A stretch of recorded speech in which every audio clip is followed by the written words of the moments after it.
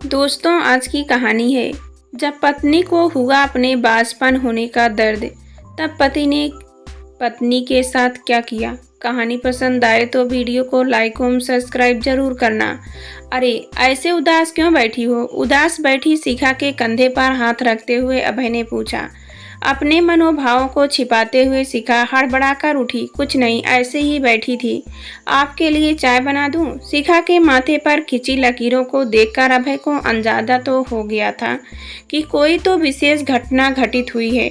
अभय ने रसोई घर में शिखा के पास जाकर प्यार से पूछा, शिखा, तुम्हारे चेहरे पर उदासी मुझे अच्छी नहीं लगती। क्या बात है, बताओ ना।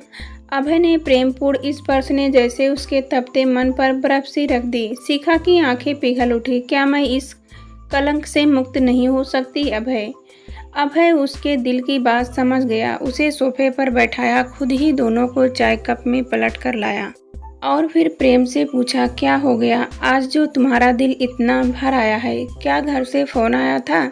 शिखा ने ना में सिर हिला दिया। अभय के बार बार पूछने पर आंखों में रुखी नदी बहने ही लगी। शाम को तुम्हारे आने से पहले वार्तिका के घर बच्चों के लिए इडली सांभर लेकर गई थी। अच्छा, फिर वार्तिका भाई साहब से कह रही थी कि आज सुबह उस मनहूस बाज का मुंह देख कर गए थे, इसलिए सब काम बिगड़ गया। इतना कहते ही वह अभय से लिपट कर रोने लगी। इतनी छोटी बात कर दी भाभी जी ने। अभय भी अब थोड़ा गंभीर हो चला। आंसू पोंछते हुए वह आगे बोली, सुबह ऑफिस जाने से पहले मैंने भाई साहब के प्रोजेक्ट के बारे में पूछा था। वह बड़ा प्रोजेक्ट उनके हाथों से निकल गया। ओह, तो इसमें तुम्हारा क्या दोष है? अभय शिखा को सीने से लगाकर शांत करने का प्रयास करने लगा। आज तक वह खुद को और उसको अपशब्दों की आग से बचने की कोशिश ही करता रहा है। अभय, मैं वापस जा रही थी कि वार्तिका की आवाज़ आई कि कौन है, तो बच्चे धीमे से बोले कि अरे, वही पड़ोस वाली मनहूस आंटी थी। ये शब्द मुझे भीतर तक छलनी कर गए। फिर पुरानी बातें याद करके शिखा रोते रोते ही सो गई। शिखा की शादी हुए 8 सावन बीत चुके थे, लेकिन उसकी गोद हरी नहीं हुई थी। संतान सुख पाने के लिए उन्होंने कितने ही जतन किए, पर कुदरत की इच्छा के सामने दोनों असहाय हो गए। एक तो पारिवारिक दुख से वैसे ही आदमी अधमरा हो जाता है, उस पर इंसान भी इंसान को दर्द देने में पीछे नहीं रहता है। अपने कस्बे की छोटी सोच के तानों से बचने के लिए ही वे दोनों एक अनजान शहर में आकर बस गए थे। यहाँ हर समय लोग दूसरों के व्यक्तित्व जीवन में दखलंदाजी नहीं करते थे। निजी जीवन में अधिक ताक झांक से मुक्त वे दोनों शांति से जी रहे थे। लेकिन इस घटना ने उनका यह भ्रम भी तोड़ दिया। जाहिर है, इस घटना के बाद से शिखा ने वार्तिका से बोलचाल बंद कर दी। उसके मन में घृणा के अंकुर फूट चुके थे। ऐसे ही दिन बीत रहे थे कि कोरोना महामारी ने पूरे विश्व में कोहराम मचा दिया। लॉकडाउन की जीवनचर्या ने अवसाद को चरम पर पहुंचा दिया था। 4 दीवारी के भीतर घुटन के छड़ों से कुछ मुक्ति मिली ही थी कि कोविड की दूसरी लहर ने महाविनाश शुरू कर दिया। बोरियत से बचने के लिए शिखा ऑनलाइन हैवी क्लास में अपना समय व्यतीत करती थी। उस समय अभय वर्क फ्रॉम होम के कारण घर पर ही रहता था। एक दिन शाम को घर की घंटी बजी।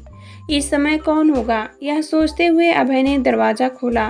बाहर वर्तिका का पति पारस बहुत अधिक परेशान मुद्रा में खड़ा था। क्या हुआ भाई साहब, सब खैरियत? अभय ने उनकी परेशानी की रेखाएं पढ़ते हुए पूछा। भाई साहब, वर्तिका का ऑक्सीजन लेवल बहुत डाउन हो गया है, उसे अस्पताल में भर्ती कराने जा रहा हूँ। अरे जल्दी कीजिए, बताइए, मैं भी चलूँ? अभय ने अपना मास्क ठीक करते हुए कहा।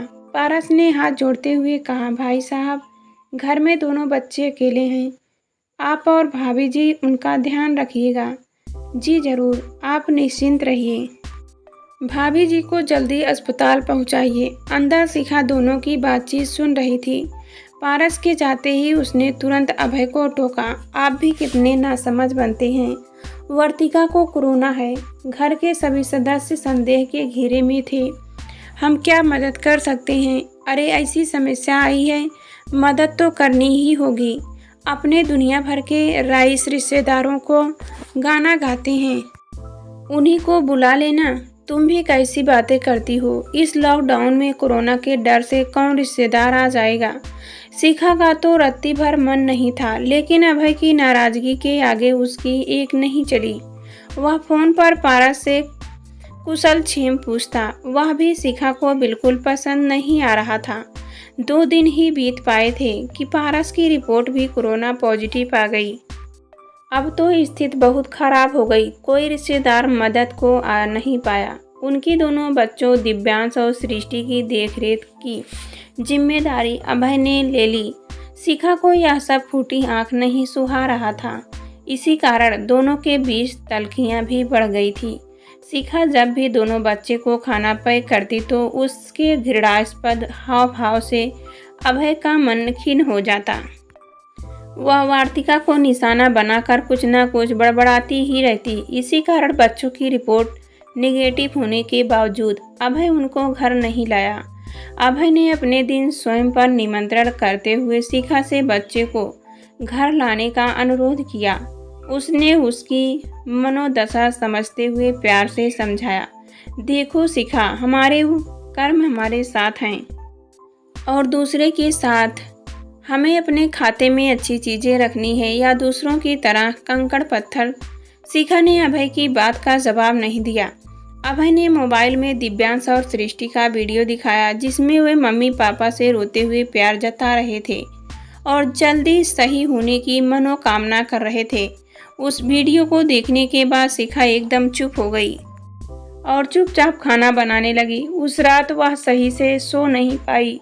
अंतर मन के सकारात्मक और नकारात्मक पक्षों का आपस में टकराव होता रहा। इसी द्वंद्व में वह सब सो गई। उसे पता ही न चला। सुबह पता चला कि वर्तिका की सासें उसका साथ छोड़ चुकी थी। शिखा को दिल में धक्का सा लगा। वर्तिका और उसके परिवार के सब सदस्यों के चेहरे एक एक करके सामने आते और उनके अंतस को उद्वेलित करके चले जाते। पारस के बड़े भाई साहब आ चुके थे। दिव्यांश और सृष्टि की रोने की आवाज़ें बाहर से ही सुनाई देनी शुरू हो गई थी। शिखा ने बिलखते हुए बच्चों का रुदन देखा तो अंदर तक सिहर गई। 9 साल का दिव्यांश और 4 साल की सृष्टि बिना माँ के कैसे रहेगी? वह सोचती ही रही। काल की कुक्र आधी नहीं ठहरी। 2 दिनों बाद ही पारस का भी हृदय गति रुकने से देहांत हो गया। इस खबर के साथ ही शिखा का दिल बैठ गया। अचानक से हुई इस घटनाक्रम में अतीत चलचित्र की भांति उसकी आंखों के सामने चलने लगा। वर्तिका और पारस के साथ बिताए स्नेहपूर्ण 3 सालों के दृश्य आंखों के आगे आते और धुआं हो जाते। बस एक दुर्भावना ने इस सौहार्दपूर्ण संबंध को फीका कर दिया था।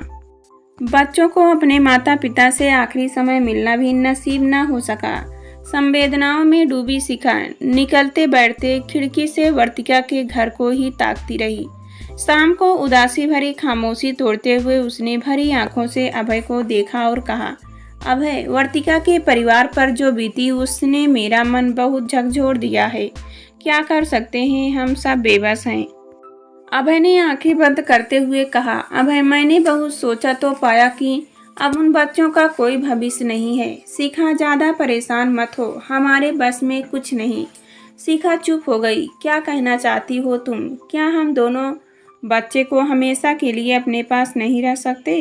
अभय यह सुनकर अवाक रह गया। शिखा की तरफ से इतने बड़े फैसले पर उसे विश्वास ही नहीं हो रहा था, कानूनी तौर से हो पाए या नहीं। लेकिन मैं उन दोनों बच्चों की जिम्मेदारी पूरी तरह से उठाने को तैयार हूँ, उनकी माँ की तरह। आप घर वालों से बात करके देखिए। अभय एकटक शिखा का ममता भरा चेहरा देखता ही रह गया। शिखा की आंखों से करुणा का झरना फूट पड़ा था, जो उसके पथरीले विचारों को पूरी तरह भिगो चुका था।